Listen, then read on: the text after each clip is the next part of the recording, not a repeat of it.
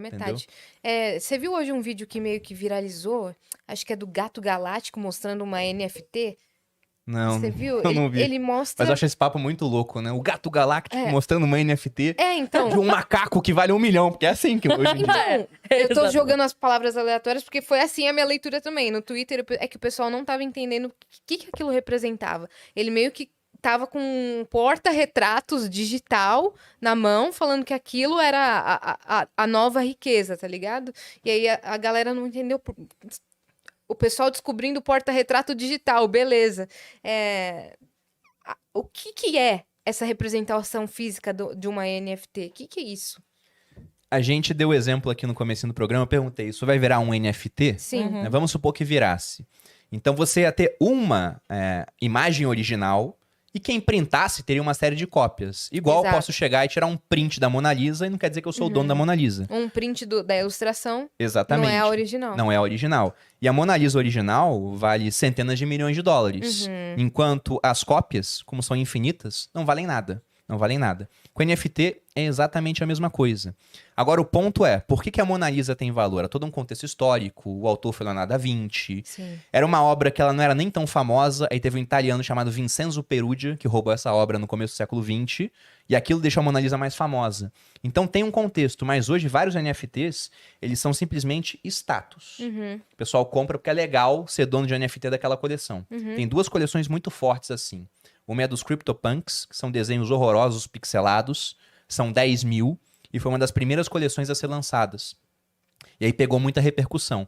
Um CryptoPunk hoje você não consegue comprar por menos do que alguns milhões de reais. É né? sério? Alguns milhões de reais.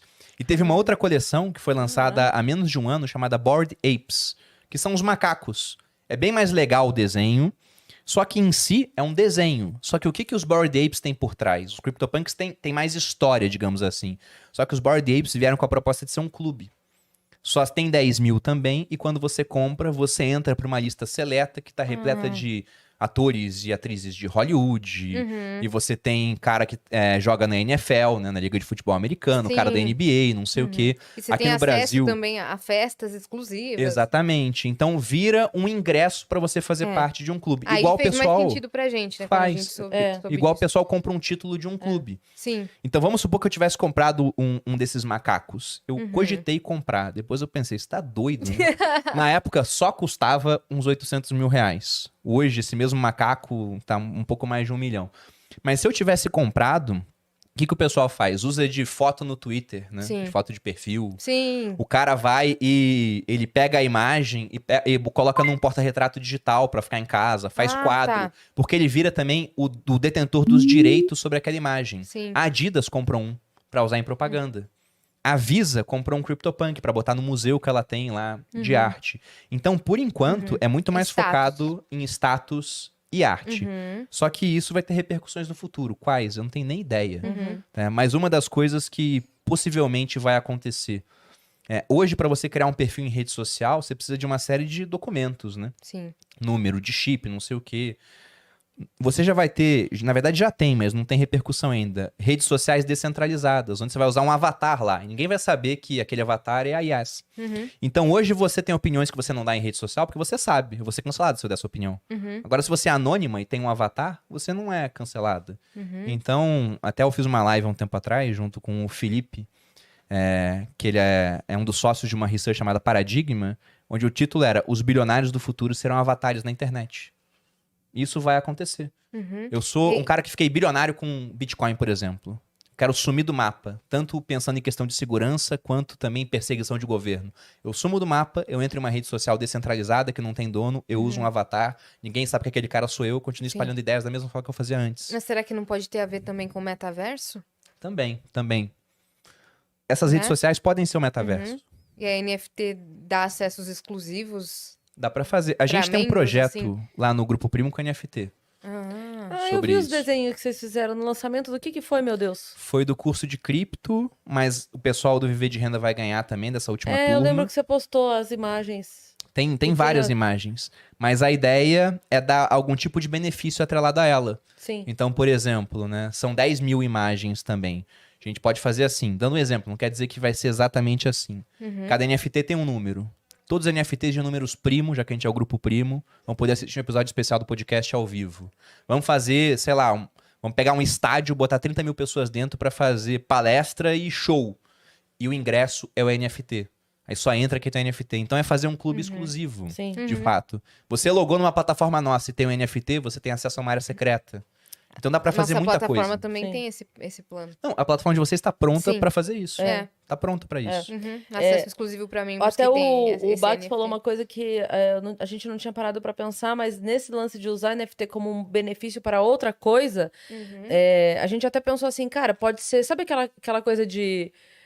quando o Banco X tá patrocinando o show do YouTube, aí quem tem o cartão do Banco X compra primeiro. Sabe? Pode ser uma coisa assim. Por Sim. exemplo, o Flow vai lançar um evento tal. Ok, quem tem a NFT pode comprar primeiro. Não é que os outros não possam ir. Mas se Ou sobrar tem um ingresso, acesso você VIP vai. na Se frente sobrar. do- Entendeu? É. Então, Ou por tem um exemplo- acesso VIP ali na frente do negócio. Só pra quem Todo ingresso vai virar NFT. Isso vai acontecer. Isso vai acontecer mesmo. Mas tem um ponto que são as consequências que nós não sabemos quais serão ainda. Sim. Porque é muito difícil durante um processo saber onde ele vai terminar. Mas traçando paralelos históricos, por exemplo, a gente pode falar que a gente está no novo renascimento. Se a gente for voltar no Renascimento, lá no século XIV, XV, começando na Itália, o que aconteceu? De maneira muito resumida, né? Antes que os historiadores venham aqui me crucificar.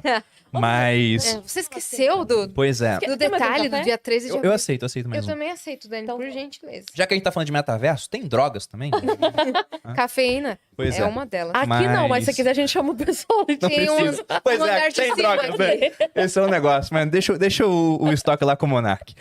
Mas, voltando ao Renascimento, a Europa, mesmo após quase 1000 anos da queda do Império Romano do Ocidente, ainda utilizava os algarismos romanos para fazer conta. E tenta fazer em casa aí uma conta em algarismo romano, sei lá, multiplica 75 por 128. São números gigantes, Sim. então era muito ruim de usar aquilo. Fica x.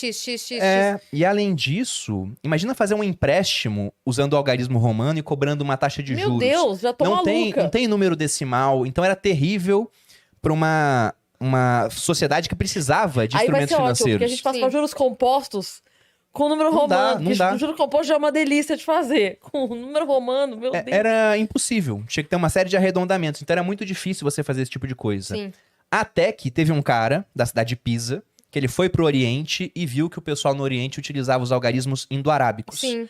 Então a gente teve, repare, uma revolução primeiro na linguagem, que foi um uso diferente da matemática. Esse cara voltou, o nome dele era Leonardo Fibonacci.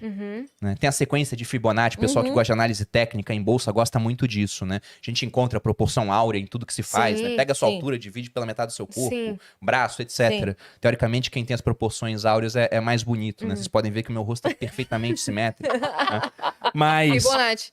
Mas voltando pra questão do Fibonacci, ele trouxe os números pra lá. Sim. E aí, com Mas essa foram os revolução... árabes, hein? Foram os árabes. É indo-arábico, né? Sim. Os árabes Que nem hindus. Já tô puxando Não, sardinha aqui, né? a César o que é de César, né? A César o que é de César. Que nem alfabeto também, né? Eu Toda ri palavra que começa com AL é de origem árabe. Eu ri muito de você falando que foi na sorveteria e te reconheceram. Só um paralelo. Foi maravilhoso. Isso conta pra ele. Você postou, eu ri demais. Eu fui numa sorveteria árabe no sábado, né? Nunca tinha ido numa sorveteria árabe. O pessoal até falou assim, nossa, mas o que tem de diferente? Eu falei, não, é que tem sorvete de tâmara, sorvete de damasco, de pistache, coisas típicas árabes. E aí, só tinha árabe, né? Todo mundo era árabe ali. E eu assim, nossa, ninguém tá... E todo mundo se comunicava, como se fosse uma comunidade muito amiga. E ninguém tava se comunicando comigo. Eu falei... Falhei. Enquanto enquanto uma pessoa filha de árabe, eu falhei. Ninguém tá me considerando parte da tribo. Aí, depois que eu pedi o sorvete, depois que eu paguei, depois que eu comprei tudo, o dono falou: Você tem cara de árabe, né? Você é árabe, certeza. A cara não nega. Eu falei: Ufa! Isso aí, Habib, vamos! Caramba! Fui reconhecida como parte dos meus. Você vê como tá na comunidade é importante pra gente. Sim. Isso acontece com o NFT. Pertencer. Pois é. Total. Tipo, se fosse qualquer outra situação, tava nem aí se não me reconhecesse. Mas naquele momento, tinha eu que- queria pertencer. Aí o cara falou que eu tinha cara de árabe e eu fiquei muito feliz, melhorou meu dia. Eu ri muito quando você contou. Vai, Habibi! É nós, time! Vamos, Habib, é isso. Você dizia do Do Fibonacci. Fibonacci. Então, teve uma revolução na matemática, na linguagem. E aí, você teve, por exemplo, uma família em Florença que se aproveitou disso para começar a emprestar dinheiro ou para fazer operações com câmbio, que foram os Medici. Uhum. E eles foram banqueiros, ganharam muito dinheiro. Então, a revolução na linguagem trouxe uma revolução financeira. Os empréstimos começaram a ser feitos em larga escala. Sim. Isso dinamizou as economias. E com o acúmulo de capital dessa revolução financeira, os Medici, entre outras famílias, foram mecenas de artistas. Michelangelo, por exemplo. E aí você teve uma revolução cultural que foi o Renascimento. Sim. Então começou com linguagem, foi para finanças e chegou até a parte cultural. Sim, Se a gente for pegar a arte, se a gente for pegar agora com criptomoeda, foi a mesma coisa. A primeira mudança foi uma revolução de linguagem, de programação. Antes de você ter o Bitcoin, que é um mecanismo descentralizado de consenso, o que acontecia é que você precisava de uma terceira parte de confiança para validar as transações.